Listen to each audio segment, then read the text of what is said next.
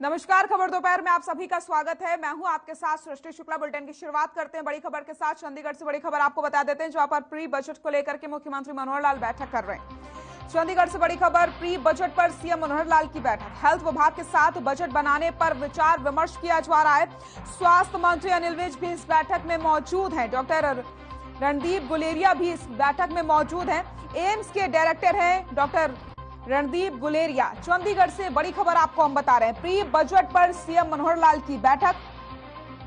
Health विभाग के साथ बजट बनाने पर विचार विमर्श हो रहा है। स्वास्थ्य मंत्री अनिल विज भी इस बैठक में मौजूद हैं। डॉक्टर रणदीप गुलेरिया भी बैठक में मौजूद हैं। एम्स के डायरेक्टर हैं डॉक्टर रणदीप गुलेरिया। बड़ी खबर चंडीगढ़ से आपको हम बता रहे हैं, जहां पर प्री बजट पर सीएम मनोहर लाल बैठक कर रहे हैं। हेल्थ विभाग के साथ बजट बनाने पर विचार विमर्श किया जा रहा है।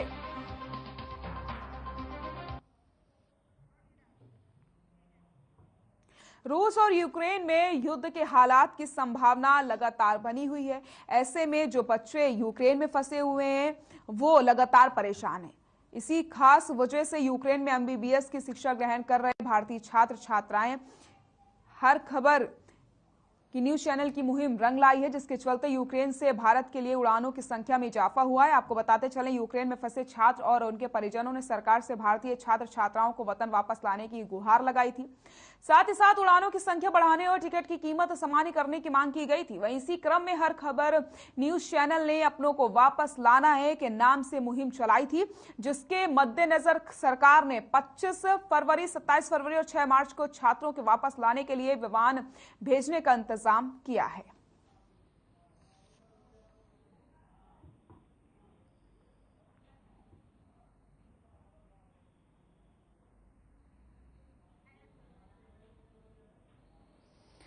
रूस और यूक्रेन में युद्ध के हालात की संभावना भारत में भी चिंता का विषय बनी हुई है। इसी खास वजह से यूक्रेन में एमबीबीएस की शिक्षा ग्रहण कर रहे भारतीय छात्र छात्राएं जो मौजूद है वहां पर वो काफी ज्यादा चिंतित हैं। इसी बीच हर खबर न्यूज चैनल की मुहिम रंग लाई है, जिसके चलते यूक्रेन से भारत के लिए उड़ानों की संख्या में इजाफा किया गया है। आपको बता दें, यूक्रेन में फंसे छात्र और उनके परिजनों ने सरकार से भारतीय छात्र छात्राओं को वतन वापस लाने की गुहार लगाई थी। साथ ही साथ उड़ानों की संख्या बढ़ाने और टिकट की कीमत सामान्य करने की मांग की गई थी। इसी क्रम में हर खबर न्यूज चैनल ने अपनों को वापस लाना है के नाम से एक मुहिम चलाई थी, और ये मुहिम लगातार चलती रहेगी जब तक अपने वापस नहीं आ जाते। यानी कि जो छात्र यूक्रेन में इस समय फंसे हुए हैं, जब तक सभी सुरक्षित वापस नहीं आ जाते हैं, तब तक ये जो मुहिम है वो हर खबर की लगातार जारी रहेगी। रूस और यूक्रेन की युद्ध स्थिति की संभावना से बढ़ते तनाव का असर भारत में भी देखने को मिल रहा है। भारत से यूक्रेन में एमबीबीएस की शिक्षा ग्रहण कर रहे छात्र छात्राएं अब भय के माहौल को देखते हुए वापस लगे हैं। वहीं हिसार के एक परिवार के लोगों के चेहरे पर डर की लकीरें साफ देखी जा रही हैं। हिसार के उकलाना में रह रहे एक परिवार की बेटी जो यूक्रेन में एमबीबीएस की द्वितीय वर्ष की पढ़ाई कर रही है, उसको परिवार के लोगों ने तुरंत प्रभाव से डबल किराया लगाकर वापस बुला लिया है। वहीं इस मामले में हमारे संवाददाता अनूप कुंडू ने छात्रा के परिवार से खास बातचीत की है। आइए आपको सुना देते हैं कि आखिरकार परिवार वालों का क्या कुछ कहना है।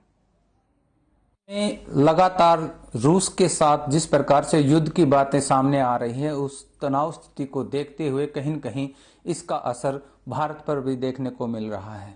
कुछ परिवार ऐसे हैं जिनके बच्चे यूक्रेन में पढ़ रहे हैं, और उस परिवार के लोगों के साथ अगर हम देखें तो आज वो एक ऐसे माहौल में है, डरा हुआ माहौल हम उसको कह सकते हैं। ऐसे माहौल में वो लोग हैं।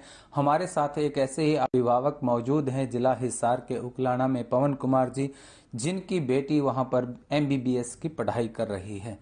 आइए उनसे बातचीत कर लेते हैं कि ऐसे माहौल को लेकर के क्या कुछ उनके दिमाग में चल रहा है। पवन जी, स्वागत है हर खबर में। धन्यवाद। आपकी बेटी वहां पर पढ़ रही है, क्या नाम है और कब, कौन सा ईयर उसका चल रहा है? उसका नाम दीक्षा गोयल है, दूसरा साल उसका चल रहा है।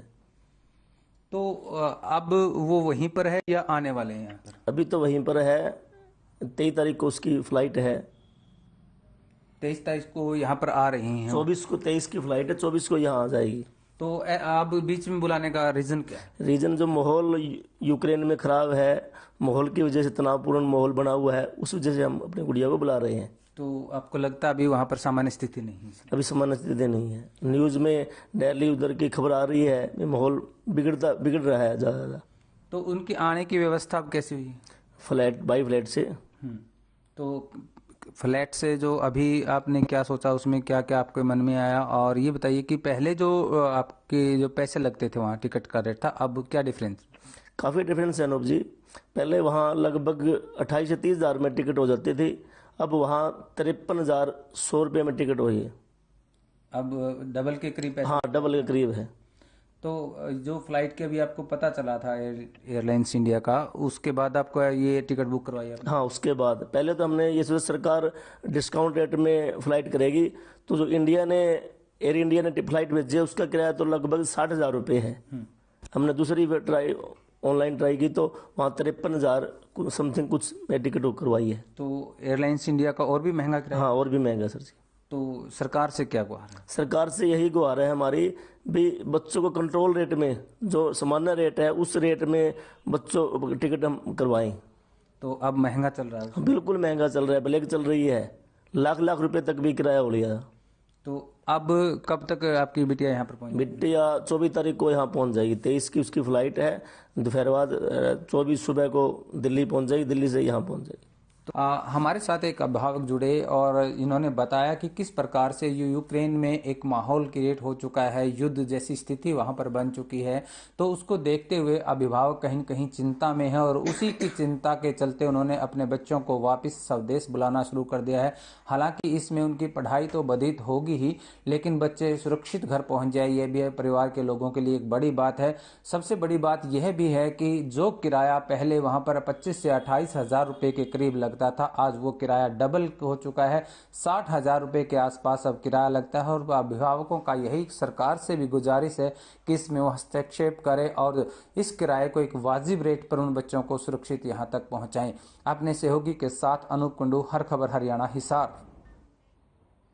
डेरा मुखी गुरमीत राम रहीम 7 फरवरी से फरलो पर है और गुरुग्राम में परिवार के साथ रह रहा है। वहीं एडीजी सीआईडी की तरफ से रोहतक रेंज कमिश्नर को पत्र लिखा जाता है और सूचित किया जाता है कि उनको गृह मंत्रालय से इनपुट मिले हैं कि राम रहीम को खालिस्तान समर्थित आतंकवादियों से खतरा है और सजा से पहले भी उसको धमकियां मिलती रही हैं। इसी खतरे को देखते हुए गुरमीत राम रहीम की सुरक्षा को कड़ा कर दिया गया है, जिसके बाद आपको बताते चले गुरमीत राम रहीम को जेड प्लस सिक्योरिटी दी गई है। आपको बता दें गुरमीत राम रहीम फरलो दिए जाने के विरोध में हाईकोर्ट में 23 फरवरी को सुनवाई भी होनी है।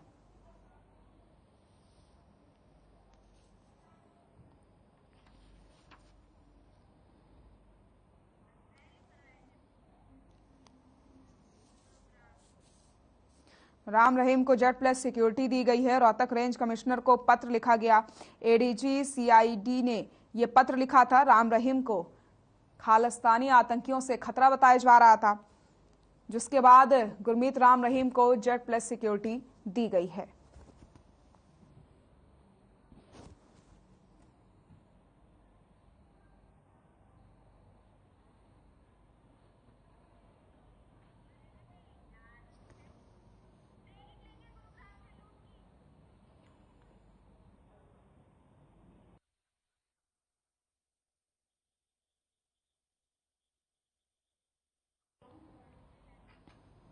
और गुरुग्राम से इस वक्त की बड़ी खबर आपको बता देते हैं, जहां पर बदमाशों का आतंक लगातार देखने को मिला। लूटपाट करने आए बदमाशों का आतंक देखने को मिला। बदमाशों ने स्टोर इंचार्ज को गोली मारी है। घायल इंचार्ज को अस्पताल में भर्ती करवाया गया है। गुरुग्राम से बड़ी खबर, पुलिस ने अज्ञात के खिलाफ मामला दर्ज कर लिया है। गुरुग्राम से बड़ी खबर, लूटपाट करने आए बदमाशों का आतंक देखने को मिला है। बदमाशों ने स्टोर इंचार्ज को गोली मारी। घायल इंचार्ज को अस्पताल में भर्ती करवाया गया है। गुरुग्राम से बड़ी खबर आपको बता रहे हैं, जहां पर बदमाशों का आतंक देखने को मिला है। लूट की फिराक से आए बदमाशों ने स्टोर इंचार्ज को गोली मार दी है और स्टोर इंचार्ज को अस्पताल में भर्ती करवाया गया है। घायल इंचार्ज को अस्पताल में कराया गया भर्ती। बड़ी खबर गुरुग्राम से आपको बता रहे हैं। सेक्टर 58 के ग्रोसरी स्टोर की ये पूरी वारदात आपको हम बता रहे हैं। बदमाशों ने स्टोर इंचार्ज को मारी गोली। पुलिस ने अज्ञात के खिलाफ मामला दर्ज कर लिया है सेक्टर 58 के ग्रोसरी स्टोर में का ये मामला आपको बता रहे हैं। लूटपाट करने आए बदमाशों का आतंक, गुरुग्राम से इस वक्त की बड़ी खबर। घायल इंचार्ज को अस्पताल में कराया गया भर्ती। पुलिस ने अज्ञात के खिलाफ मामला दर्ज किया है। सेक्टर 58 के ग्रोसरी स्टोर में देर रात इस वारदात को अंजाम दिया गया। इसी खबर पर ज्यादा जानकारी के लिए हमारे सहयोगी शिवानी हमारे साथ जुड़ गए। शिवानी, गुरुग्राम में बदमाशों का आतंक लगातार देखने को मिल रहा है। स्टोर इंचार्ज को गोली मारी गई है, क्या कुछ जानकारी मिल रही है? बिल्कुल सृष्टि, आपको पता जिस तरीके से गुरुग्राम के अंदर लूटपाट की जो वारदातें हैं वो लगातार बढ़ती जा रही हैं। बाजारों की अगर बात करें तो बाजार व्यापारियों का कहना यही है कि जैसे सीजन जो है वो चोरियों का स्टार्ट हो गया है और इसी के चलते एक बार फिर से जो गुरुग्राम के सेक्टर 58 है उसमें एक ग्रोसरी शॉप के अंदर जो है यहाँ पर एक लूट की वारदात को अंजाम देने के लिए बदमाश आते हैं और इस पूरी जो घटना है, इस पूरी वारदात के अंदर जो बदमाशों ने एक स्टोर इंचार्ज जो है उसको गोली भी मार दी है क्योंकि वो लूटपाट कर रहा था और इंचार्ज जो है वो बचाव की कोशिश कर रहा था और इसी के चलते जो है यहाँ पर स्टोर इंचार्ज को गोली लग गई है और बंदूक दिखाकर वो लोग जो है मैनेजर से कैश मांग रहे थे। कैश मांगने पर जो है मैनेजर और जो लोग थे वहां पर थोड़ी अफरा तफरी मच गई, उन्होंने आनाकानी की और इसी के चलते जो है बदमाशों ने जो है उनको जो ग्रोसरी स्टोर का इंचार्ज था, जो मैनेजर था, जो है उसको गोली मार दी। हालांकि जो मैनेजर है फिलहाल अभी घायल अवस्था में है और उसको जो है निजी अस्पताल में जो है भर्ती करा दिया गया है। पुलिस ने फिलहाल अज्ञात बदमाश के खिलाफ जो है मामला दर्ज भी कर लिया है। सृष्टि, बिल्कुल शिवानी, आपसे जानना चाहती हूँ जिस तरीके से स्टोर में बदमाशों का आतंक देखने को मिला, स्टोर इंचार्ज को ही गोली मारी जाती है, सुरक्षा पर भी यहाँ पर सवाल खड़े होते हैं, ऐसे में डर का माहौल बन गया है। बिल्कुल सृष्टि, जिस तरीके से गुरुग्राम के अंदर लगातार जो ये मामले हैं वो बढ़ते जा रहे हैं, लगातार व्यापारी जो हैं वो इस चीज के लिए आवाज उठाते हुए नजर आ रही है कि जैसे ही ये जो मौसम आता है, मौसम में जैसे ही बदलाव आता है तो इस समय में जो है चोरों के आतंक जो है वो लगातार बढ़ जाता है। लगातार कभी ग्रोसरी शॉप पर जो है चोरी करने की वारदात की कोशिश की जाती है। कई बार जो है अभी मैं आपको बता दूं कि 10 दिन पहले की जो है घटना है जिसके तहत जो है गुरुग्राम के एक दिन के अंदर जो है 5 दुकानों का जो है ताला तोड़ा गया था और लाखों रुपए की चोरी जो है वो वहां से की गई थी और व्यापारियों ने इसके लिए जो है आवाज भी उठाई थी। पुलिस ने उनको आश्वासन दिया था कि ऐसे बदमाशों को जो है पकड़ा जाएगा और ये सिर्फ गुरुग्राम नहीं, सोहना की बात करूं, बादशाहपुर की बात करूं, पटौदी की बात करूं, हर तरफ की जो तस्वीर है वो इसी तरीके की है सृष्टि। और इसी के तहत जो है सेक्टर 58 में फिर से जो बदमाश है वो लूटपाट के इरादे से वहां पर आए। उन्होंने जो है स्टोर इंचार्ज से पैसे मांगे, बंदूक दिखाकर हथियारों के बल पर उनसे पैसे मांगे, कैश मांगा और जब वहां पर जो मैनेजर है वो अपनी ड्यूटी निभाता हुआ नजर आया, उसने पैसे देने में आनाकानी की तो यहाँ पर उसको गोली मारकर घायल कर दिया।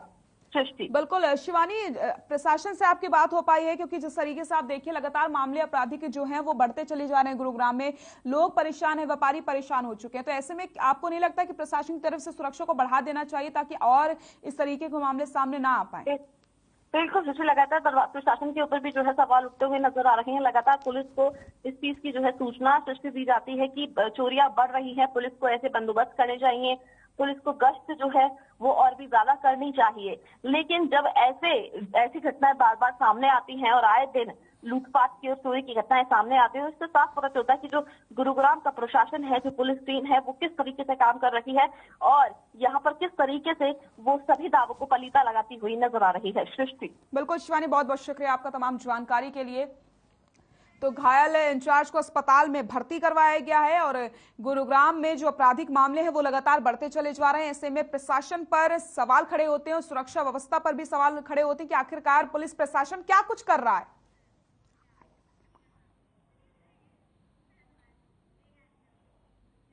कुरुक्षेत्र के टिकरी और ठस्का मिराजी गांव में खेल मंत्री ने एक कार्यक्रम में शिरकत की। इस दौरान खेल एवं युवा मामले में मंत्री सरदार संदीप ने कहा कि युवाओं के रोजगार की दिशा में लगातार कदम उठाए जा रहे हैं। इसके लिए कौशल रोजगार निगम पर युवाओं का रजिस्ट्रेशन किया जा रहा है। युवकों को उनकी योग्यता के अनुसार रोजगार उपलब्ध कराए जाएंगे। इसके साथ ही प्रदेश सरकार ने प्राइवेट सेक्टर में भी प्रदेश के युवाओं के लिए 75% आरक्षण तय किया है। साथ ही साथ गडरिया समाज के चौपाल के लिए 5 लाख व गुरुद्वारा साहिब के पास सार्वजनिक भवन के निर्माण के लिए 5 लाख देने की घोषणा करी गई है और कहा गया कि सप्ताह में 2 दिन खुला दरबार लगा करके लोगों की समस्याएं सुनी जाएंगी और क्षेत्र के विकास का कार्य जल्द ही शुरू किया जाएगा। भारतीय जनता पार्टी। दो तीन बहुत सड़कें ऐसी हैं जो बहुत टाइम पहले बन जानी चाहिए थी।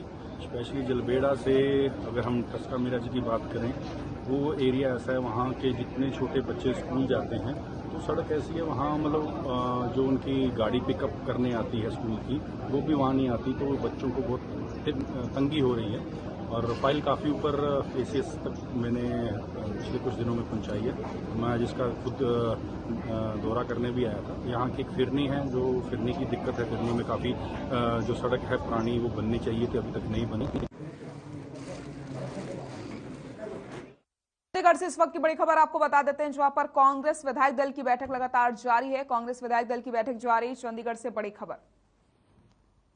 नेता प्रतिपक्ष भूपेंद्र हुड्डा कर रहे हैं बैठक की अध्यक्षता। बैठक के बाद मीडिया से रूबरू होंगे। चंडीगढ़ से बड़ी खबर, कांग्रेस विधायक दल की बैठक जारी, नेता प्रतिपक्ष भूपेंद्र हुड्डा कर रहे हैं बैठक की अध्यक्षता। कांग्रेस विधायक दल की बैठक जारी, चंडीगढ़ से बड़ी खबर, नेता प्रतिपक्ष भूपेंद्र हुड्डा कर रहे हैं बैठक की अध्यक्षता। बैठक के बाद मीडिया से होंगे रूबरू। कांग्रेस विधायक दल की बैठक जारी, नेता प्रतिपक्ष भूपेंद्र हुड्डा बैठक की कर रहे हैं अध्यक्षता और बैठक खत्म होने के बाद मीडिया से भी होंगे रूबरू। चंडीगढ़ से बड़ी खबर आपको बता रहे हैं, जहां पर कांग्रेस विधायक दल की बैठक जारी है।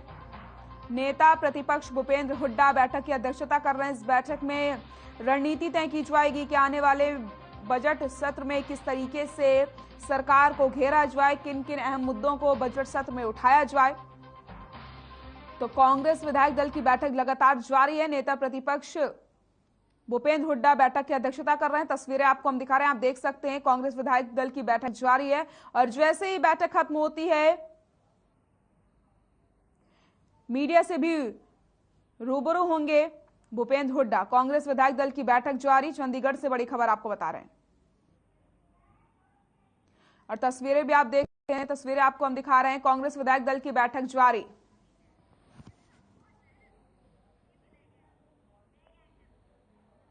रतिया में कोरोना वैक्सीन लगाने का कार्य जोरों पर है। कोरोना पर 100% सफलता पाने के लिए कोरोना टीके की खुराक देने का कार्य अस्पताल के साथ साथ स्कूलों और गांवों में भी बढ़ चढ़ करके चल रहा है, जिसमें लोग बिना किसी डर के वैक्सीन लगवा रहे हैं। वहीं इस बारे में वरिष्ठ चिकित्सा अधिकारी डॉक्टर सुशील कुमार ने बताया कि स्वास्थ्य विभाग की टीमों के उत्साह और किशोरों के जोश को देखते हुए आगामी 6 दिनों में 100% लक्ष्य प्राप्त किया जाएगा। स्वास्थ्य विभाग की टीम स्कूलों में जाकर 15 से 18 साल के बच्चों को कोरोना की खुराक दे रही है। यहाँ तक कि अधिकांश बच्चों को दूसरी खुराक भी दी जा चुकी है।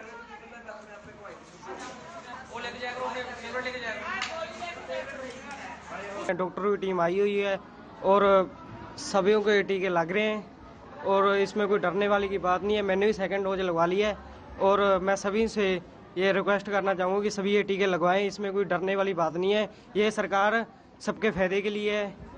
धन्यवाद। वैक्सीनेशन को लेकर टीमें हमने बना चुके हैं और बहुत अच्छा प्रोसेस चल रहा है। सभी जगह और गांव में भी वैक्सीनेशन हो रहा है, स्कूलों में भी वैक्सीनेशन, जैसे कि हरियाणा सरकार के निर्देश अनुसार स्कूलों में भी वैक्सीनेशन किया जा रहा है। पहले गवर्नमेंट ने ये बोल दिया था कि स्कूल में एंट्री तभी देनी है जब बच्चे का वैक्सीनेशन होगा।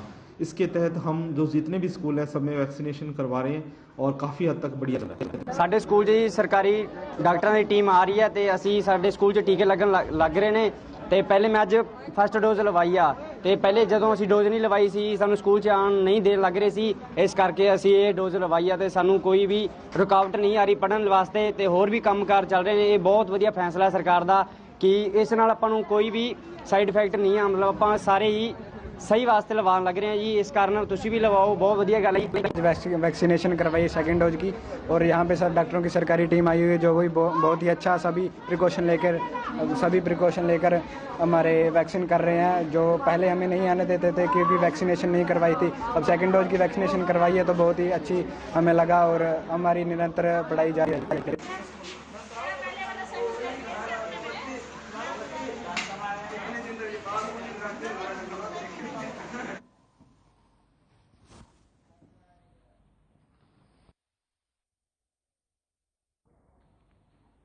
तो शाम में बसों के आवागमन का मुद्दा चर्चा का विषय बना हुआ है, जिसके चलते कि गांव में आलमपुर में बस की समस्या को लेकर के ग्रामीणों और छात्र छात्राओं ने रोडवेज बस को रोक दिया है, जिससे रोडवेज बस घंटों तक गांव आलमपुर के बस स्टैंड पर खड़ी रही, जिसके बाद उन्होंने मांग करी कि उनके गांव से तोशाम जाने के लिए बस की सुविधा नहीं है, जिससे उन्हें काफी परेशानियों का सामना करना पड़ता है।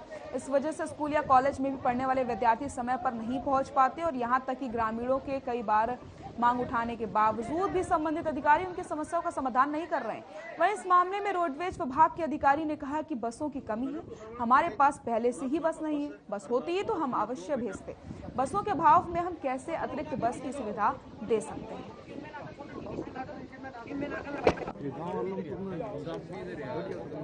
सर, हमारे गांव में बस ना बहुत कम आती है, जिससे कि बच्चे बहुत परेशान होते हैं। आने जाने में बहुत दिक्कत होती है कि बस पीछे से ही भरी आती है, तो हमारे गांव में बच्चे 1-2 बच्चे चढ़ पाते हैं, बाकी बच्चे यहीं पे खड़े रह जाते हैं। ये समस्या बहुत दिनों से सर प्राइवेट ये बस लगवा देते हैं और कुछ दिनों के लिए बस आती है और फिर बंद कर देते हैं। ये सर शिकायत करी हमने, बस स्टैंड पर भी शिकायत करी हमने, एप्लीकेशन भी लिख के दी है। सर हमारा गांव है ना बस सुविधा से बिल्कुल परेशान हो चुका सर। हम जब भी 20 विंडो लगा चुके हैं हम और एप्लीकेशन देते हैं, वहाँ पर एक है ना वो सिंडवा का है दलीप काली रामना है, वो जाते ही हम कहते हैं कहाँ से, वो कहता है आलमपुर से है, तो वो कहता है आलमपुर में बस जाएगी नहीं। वो अपने अपने गांव की सर्विस अप्रूव कराता है और हमारे गांव को ऐसे ही रोज बच्चे ऐसे लटक लटक कर जाते हैं। 3-4 बार तो बच्चे है ना गिर भी चुके हैं।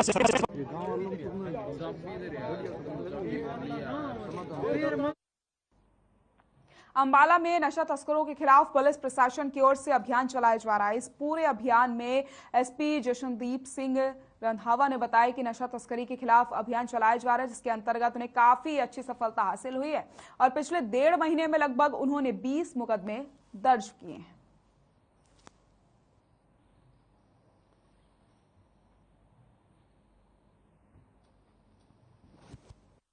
और नशा तस्करी के खिलाफ खास अभियान चलाया गया है, जिसके अंतर्गत हमारे को अच्छी सफलता हासिल हुई है। पिछले लगभग 1.5 महीने के अंदर हमने लगभग 20 मुकदमे दर्ज किए हैं और ख़ास तौर पे जो 2022 की फरवरी के अंदर पिछले 20 दिनों के अंदर हमने 9 मामले एनडीपीएस एक्ट के अंदर दर्ज करके और 13 आरोपियों को हमने जेल में पहुंचाया।